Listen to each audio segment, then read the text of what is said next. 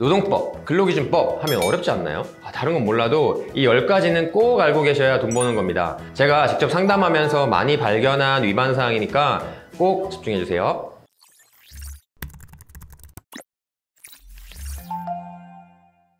안녕하세요. 경영에서 투자까지 원탑 경영지도사 김경중입니다. 먼저 구독과 좋아요 부탁드립니다. 노무 진단 지도를 하다 보면 기본적으로 사업장에서 잘 안 지키고 있는 대표사항들이 있습니다. 실제로 근로감독 때 체크하는 사항들이니까 잘 보시고 벌금, 과태료 폭탄 위험에서 벗어나길 바랍니다.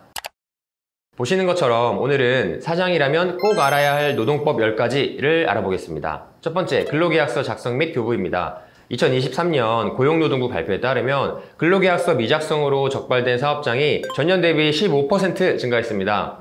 의외로 근로계약서 관련 과태료를 많이 부과받고 오십니다. 근로기준법 제17조에 따라서 근로계약 체결 시 임금, 소중 근로시간, 휴일, 연차 유급휴가 등 주요 근로조건을 명시한 서명계약서를 작성해야 하니까 표준계약서를 우리 사장에 맞게 수정해서 쓰시면 좋겠습니다. 위반 시에 500만 원 이하의 벌금이니까 무조건 작성하세요. 두 번째, 최저임금 준수입니다. 2024년 최저임금은 시급 9,860원이죠. 다 알고 있어도 2023년 한 해 동안 최저임금 위반으로 적발된 사업장이 총 5,000곳이 넘습니다. 특히 경기도의 한 중소제조업체는 외국인 근로자에게 최저임금 이하로 임금을 지급해서 3천만 원의 벌금과 함께 체불임금 지급 명령을 받았습니다. 최저임금법 위반 시에 3년 이하의 징역 또는 3천만 원 이하의 벌금형이라 더욱 주의가 필요합니다. 세 번째, 근로시간 및 휴게시간 관리입니다.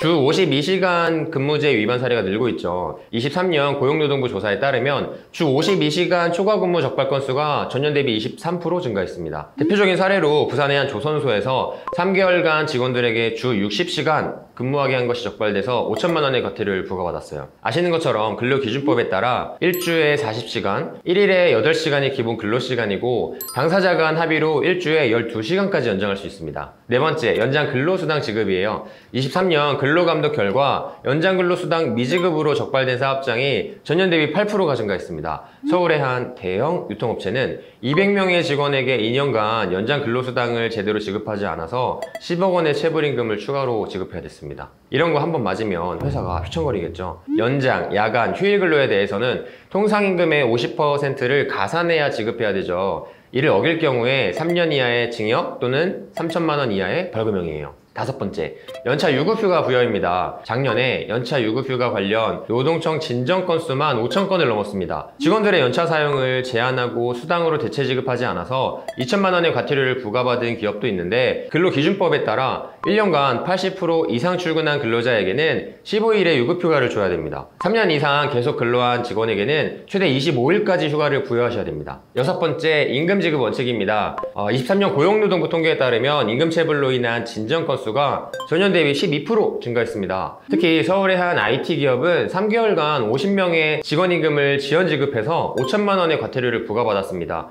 회사 사정 때문에 이런 핑계는 의미 없어요. 근로기준법 제43조에 따라 임금은 매월 1회 이상 일정한 날짜에 지급해야 됩니다. 현금 또는 근로자의 명의의 통장으로 지급해야 되고 법령 또는 단체 협약에 특별한 규정이 있는 경우 외에는 전액을 지급해야 됩니다. 이를 위반한 경우에는 3년 이하의 징역 또는 3천만 원 이하의 벌금형에 처해질 수 있습니다. 일곱 번째, 부당 해고 금지입니다. 부산의 한 호텔은 직원을 정당한 이유 없이 해고해서 복직 및 1억 원 상당의 임금 지급 판정을 받았습니다. 근로기준법 제23조에 따라 사용자는 정당한 이유 없이 근로자를 해고할 수 없습니다. 해고는 반드시 서면으로 통지해야 되고요. 해고 사유와 해고 시기를 명시해야 됩니다. 또한 귀책 사유로 인한 해고의 경우 30일 전에 예고하거나 31분의 통상임금을 지급해야 됩니다. 여덟 번째, 직장 내 괴롭힘 방지 의무입니다. 대구의 한 대기업 지사는 직장 내 괴롭힘 방지 의무를 소홀히 해서 3천만 원의 과태료를 부과받았습니다. 사업주 입장에서는 억울하게 느낄 수도 있을 것 같아요. 근데 근로기준법 제76조의 2에 사업주는 직장 내 괴롭힘 예방 교육을 연 1회 이상 실시해야 되고요. 괴롭힘 발생 시에 즉시 조사하고 적절한 조치를 취해야 된다라고 되어 있어서 피해갈 수가 없어요.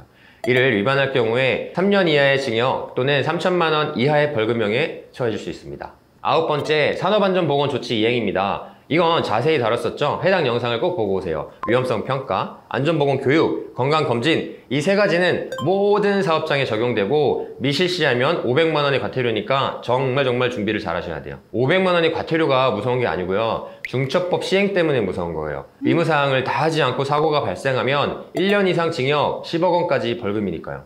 10번째, 4대 보험 가입 의무입니다. 근로자를 한 명이라도 고용하면 국민연금, 건강보험, 고용보험, 산재보험에 의무적으로 가입해야 되죠. 다만 산재보험은 1인 이상 모든 사업장의 의무 가입 대상이고요. 고용보험은 1개월간의 소정 근로시간이 60시간 미만인 초단시간 근로자 등 일부 예외는 있습니다. 지금까지 사장이면 꼭 알아야 되는 노동법 10가지를 보셨습니다. 하나라도 제대로 되어 있지 않으면 벌금 폭탄에서 벗어날 수가 없는데 웬만해서는 걸린다 하고 생각하는 게 맞습니다. 저번 영상에서 근로감독 시에 80% 정도가 위반했다고 말씀드렸죠. 아마 이 영상을 보시는 대부분의 사장님들이 걸릴 거라고 예상합니다. 쉬워 보여도 연차수당, 연장 근로수당, 퇴직금 등 계산하는 게 쉽지가 않아서 임금 체불로 걸리는 기업이 진짜 많습니다. 산안법 위반은 몰라서 걸리는 경우가 태반이고요. 세금처럼 피해갈 수 없는 게 노동법 위반인 것 같습니다. 그래서 상담하다 보면 노무진단지도 관련해서 니즈가 정말 많습니다. 이 영상을 보시면 스스로 뭘 잘못하고 있는지 분명히 느끼실 텐데 하나씩 잘 준비를 하셨으면 좋겠습니다.